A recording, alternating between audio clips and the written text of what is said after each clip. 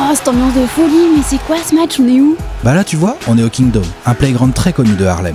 C'est du streetball. Mais moi je voulais un épisode sur Kareem Abdul-Jabbar, et là ça a même pas de rapport avec la NBA. Pas de rapport? Ah mais si. Tiens, tu le reconnais lui? C'est le baron! Et lui? Ah ouais, ça c'est le monsieur qui joue dans l'équipe de Russell Westbrook. Voilà, c'est ça. Et lui, tu le connais lui? Kobe! Kobe! Bah tu vois bien que la NBA et le streetball sont jamais bien loin l'un de l'autre.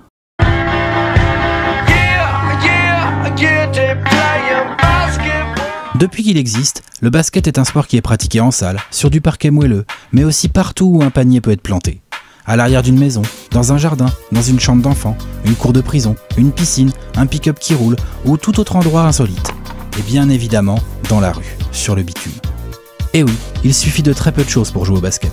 Un panier, ça on en trouve facilement. Un filet, parce que c'est tellement mieux quand il y en a un. Et l'essentiel, un ballon. Un plaisir à partager entre frères d'armes, ou en solo pour les acharner des longues et âpres sessions d'entraînement. Ah bah ça, on n'a rien sans rien, y a pas de miracle. Hein Jésus? Mais revenons au commencement. Dans les années 1900, les terrains de basket sont peu coûteux et faciles à mettre en place. Les municipalités états-uniennes y voient un bon moyen de développer les loisirs des classes défavorisées. Elles commencent donc à en construire en masse, permettant alors à ceux qui n'avaient pas les moyens de s'inscrire en club ou d'aller voir les matchs, de goûter aux joies de ce sport. C'est ainsi que le basket entra de plein fouet dans la rue, et inversement d'ailleurs, donnant naissance à une lame de fond qui au fil du temps influencera toujours un peu plus la planète orange. Car ce n'est pas un secret, le basket est un sport de rue. Une discipline urbaine dont les racines se sont développées à Harlem, plus précisément au niveau de la 155e rue et du fameux Rucker Park. Un terrain qui tient son nom de celui d'un prof, Holcomb Rucker, qui organisa dès les années 50 un tournoi de basket dont le but principal était de pousser les jeunes les plus démunis à venir faire du sport plutôt que de traîner dans les rues. Au fil des années et des stars qui l'ont foulé, le Rucker Park deviendra un endroit mythique, un antre incontournable pour tout streetballer qui se respecte, un lieu de pèlerinage, un peu comme le Saint-Jacques-de-Compostelle local quoi. À l'époque, alors que les Harlem Globetrotters amusent déjà les foules à travers le monde entier depuis 1929, avec quelques tours de passe-passe à cheval entre balle orange et divertissement, tiens, salut Wilt, alors combien de points ce soir? Et alors que le basket officiel ressemblait toujours à ça, ou à ça, oui, c'est très très blanc. La rue offre aux joueurs une tribune de liberté que ces pionniers du streetball transforment en moyen d'expression à part entière. Un courant nouveau est en train de naître dans les méandres de la Big Apple. Un courant teinté d'élégance, attisant la curiosité des petits et des grands, avec ses codes, ses coutumes et ses grandes figures. Un courant qui va pousser sur le devant de la scène de futures légendes. Car inévitablement, la NBA va commencer à regarder de très près cette nouvelle culture basket, à lui faire des yeux très doux même, voire commencer à la bécoter gentiment.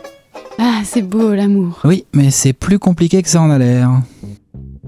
Dans les années 60, des garçons comme Kareem Abdul-Jabbar, Connie Hawkins, Nate Archibald et surtout Julius Erving ont fait trembler l'asphalte avant d'aller imposer leurs lois en NBA et d'y réaliser les carrières que l'on sait. Bah non, justement, on connaît pas. On attend toujours les épisodes. Ouais, t'as raison, va falloir que j'en parle un jour. T'as vu de quoi il était capable, Julius?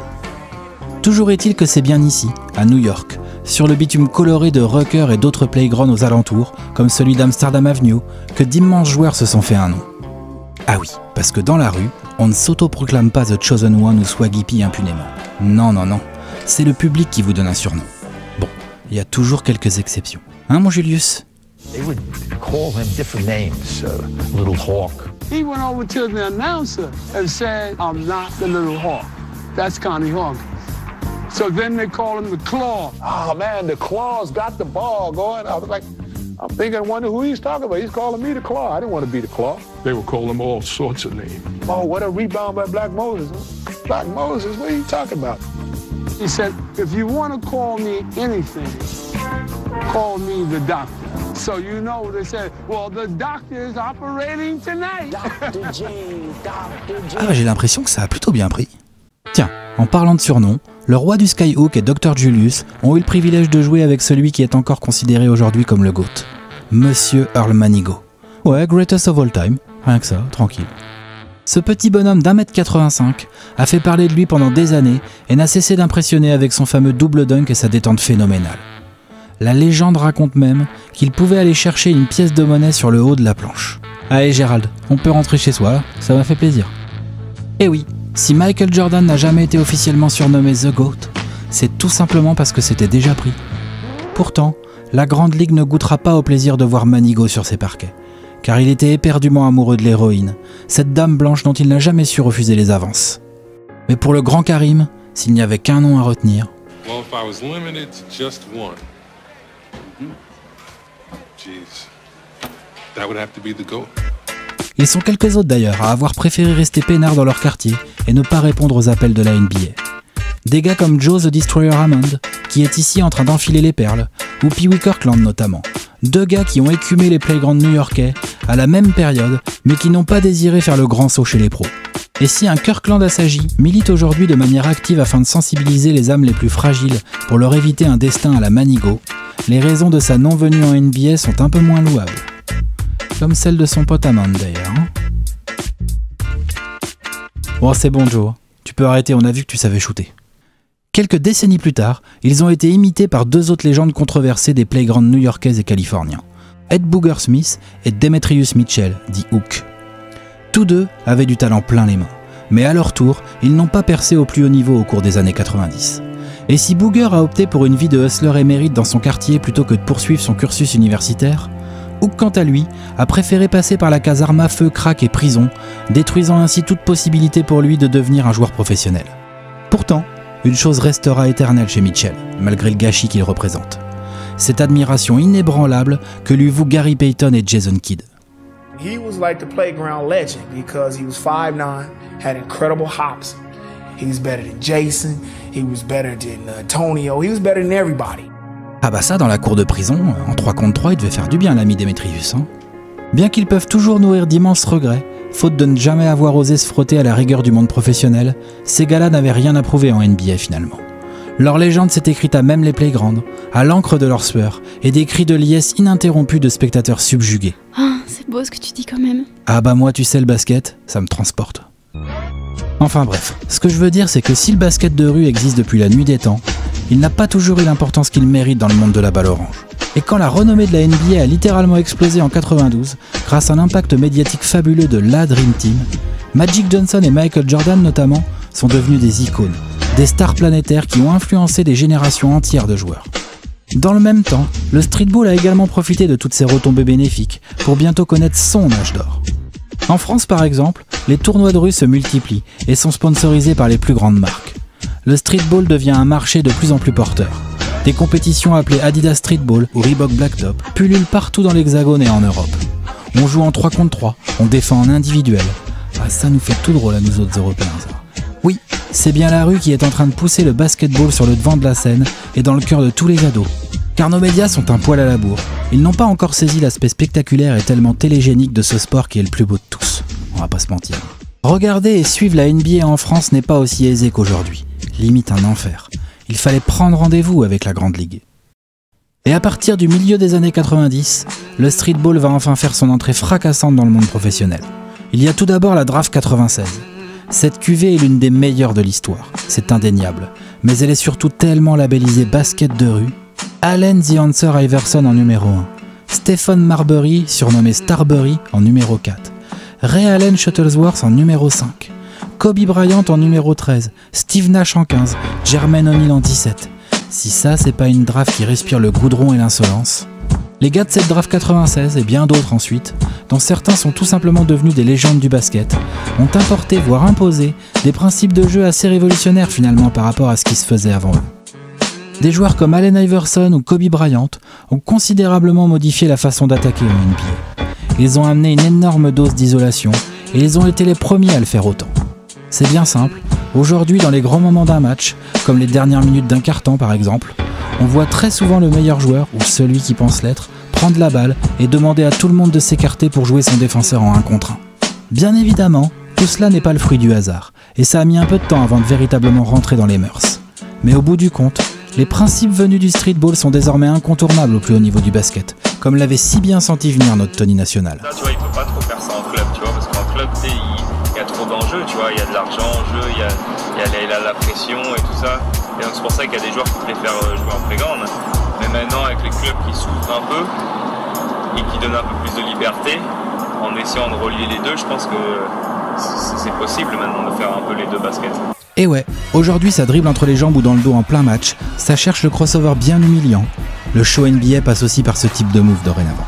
Des moves qui sont devenus la marque de fabrique, la signature de certains basketteurs qui ont fait du streetball leur métier. À l'image de notre ami Bone Collector, qui s'en prend ici directement à l'amour-propre de son adversaire, avant de tranquillement déposer la cerise sur le gâteau de cette humiliation publique. Comme dirait Tata Nicole, il n'y a plus de respect. Hein. Et si on vous dit A.O., Silk, Hélicoptère, Hot Sauce, The Professor, The Pharmacist ou Alimo du collectif N1, ça vous rappelle rien ?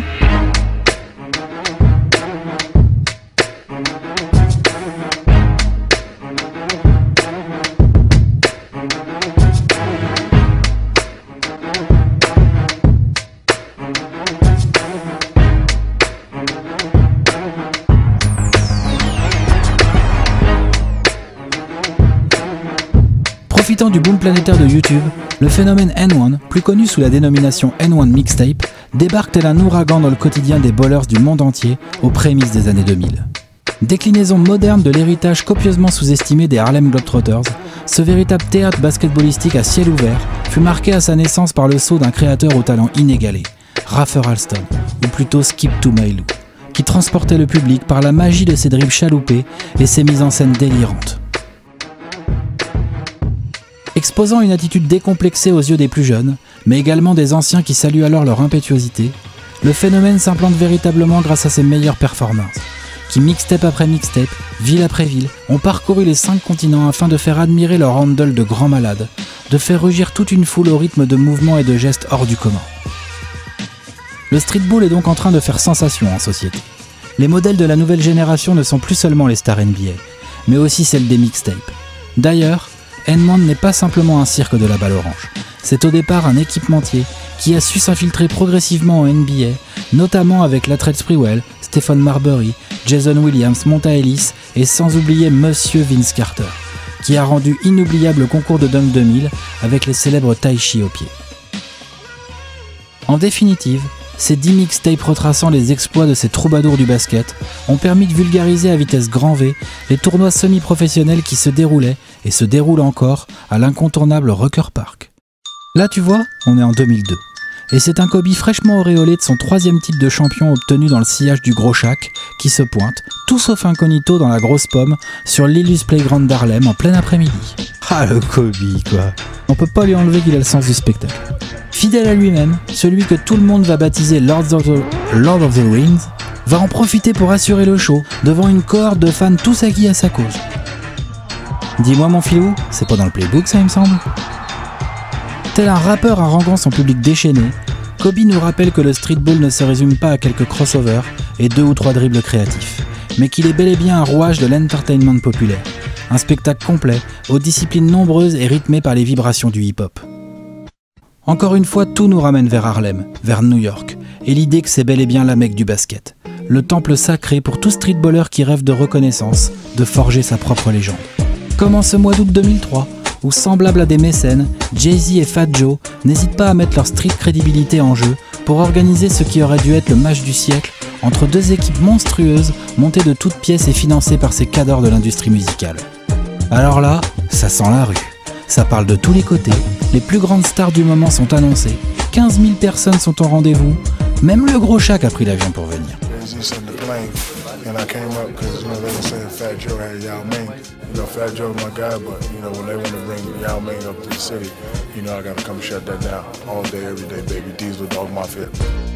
Et pour que la fête soit complète, le surnommé Ova avait convaincu son fan numéro 1 de l'époque, un certain LeBron James, d'amener ses talents à Rucker. Après un premier match annulé pour cause de blackout total sur la Big Apple, rendez-vous est pris pour quelques jours plus tard.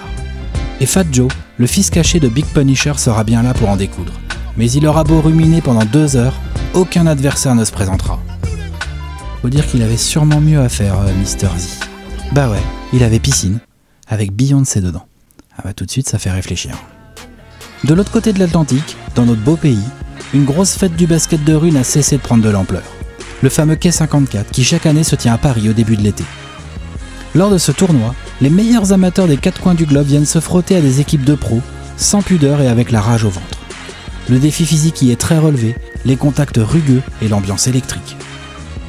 Autour de ces rassemblements de streetballers gravitent des attractions satellites comme des concours de danse endiablés, du beatboxing, du 1 contre 1 et bien sûr un bon vieux slam dunk contest pour définitivement enflammer le public. Invités par les grandes enseignes finançant les différents événements, les meilleurs voltigeurs viennent à chaque fois vérifier qui a la plus grosse. On parle bien de détente là, hein? Bah évidemment. Dommage. Tiens, regarde celle-là, elle est pas mal, non? Ah ouais! Les dunkers de la rue n'ont pas besoin d'une voiture fabriquée en Asie ou d'une cape rouge tricotée à la main pour nous en mettre plein les mirettes. Comme toute famille, celle des casseurs d'arceaux a son big boss, Kadour Ziani, ou le Zianimal. Depuis 1988, il épate le monde du basket et a écrasé des dizaines de concours alors qu'il ne mesure qu'1,80 m. Et le moins qu'on puisse dire, c'est que la succession de l'ami Kadour est plus qu'assurée. Parce que dans son sillage, une hallucinante confrérie de marsupilami a vu le jour. Ils se baladent aux quatre coins du globe pour exposer leur qualité athlétique de super-héros et leur créativité sans limite. Là franchement, on change de planète. Car aussi injuste que cela puisse paraître, il est clair que ces gars-là ne sont pas soumis aux mêmes lois de la gravité que nous autres, les humains. Voici T-Dub, avec ce petit 540 à deux mains, et ses copains des Team Flight Brothers, Golden Child et Lipek Lipinski. Ah oui, je t'avais prévenu, ça va haut. Hein. Très très très très haut. Lui, c'est Justin Darlington, qui associe ici gymnastique et dunk contest. Là, c'est Guy Dupuis, qui envoie une petite douceur sous le nez de John Wall et devant un Zach Lavine qui semble tout chambouler le pauvre petit. Du coup, il ne vaudrait peut-être mieux pas lui montrer le Lost and Found de Jordan Kilgannon, ou cet exploit à deux mains de Kenny Dobbs. Ouais, il est facile le garçon. Pour résumer, que ce soit ces bowlers spécialisés dans le maniement des émotions et du cuir, ou ces esthètes de la destruction d'arceaux, tous œuvrent à la réussite de ces rendez-vous de la street culture. Grâce à eux, le feu passionnel du basket ne s'éteint jamais, en hiver et surtout en été. Car au moment où l'ultime buzzer de la saison NBA retentit, la balle, elle, n'a pas fini de rebondir. Mieux, c'est une toute autre compétition qui démarre. Alors que les pros profitent de l'intersaison pour garder la ligne et bosser sur leurs lacunes, les fans ont l'occasion de les contempler de plus près. D'où l'intérêt majeur de compétitions telles que la Goodman League à Washington, la Seattle Pro-Am de Jamal Crawford, la Drew League en plein cœur de South Central, et bien sûr, l'inoubliable Rocker de Gotham City. Prenant d'assaut les playgrounds, comme les gymnases dès que la pluie s'incruste à la fiesta, les insatiables chercheurs d'adrénaline, comme Kevin Durant, Tony Wroten, Isaiah Thomas, Michael Beasley ou encore James Harden et Kiwi Gardner, nous livrent régulièrement des performances gargantuesques. Pour preuve, comment effacer de notre mémoire ces 66 points marqués par Durantula dans le brasier new-yorkais, ou encore cette arabesque géniale du très regretté Lamar Odom sous le regard d'un Jay-Z et d'un LeBron tout jeune encore médusé.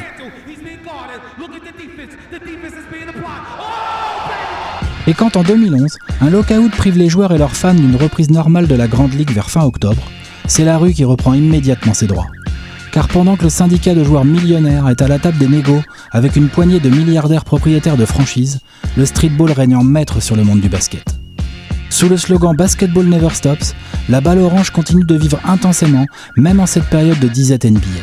Et oui, le basket ne s'arrête jamais. Enfin, c'est en tout cas ce que le département marketing de Nike a réussi à faire croire à ce pauvre Greg Oden. Et si, parfois le basket s'arrête. Quoi qu'il en soit, le basket de rue en a fait du chemin depuis sa création, pour constituer aujourd'hui un pilier du basket professionnel et de la balle orange en général. Car porté par des valeurs d'ouverture et de tolérance qui sont inscrites dans son ADN depuis ses débuts, le streetball véhicule la fabuleuse idée que tout est possible. Car oui, sur un playground, il n'existe pas de frontières ou de sélection à l'entrée. N'importe qui peut jouer, et ce quelle que soit la marque de ses chaussures, quelle que soit la couleur de sa peau, quel que soit son niveau. Oui, petits et grands, costauds et moins costauds, trash talkers ou timides, tous ont leur place sur le bitume. Tout le monde a son mot à dire pour peu qu'il ose se lancer dans le grand bain. Sur un playground, c'est la notion de plaisir qui prime. Le talent est roi, mais il n'a pas de visage, pas d'apparence fixe ou de style vestimentaire particulier. Alors désormais, vous savez ce qu'il vous reste à faire. Tous à vos ballons et à l'attaque. Faudra pas oublier de défendre quand même. Important la défense.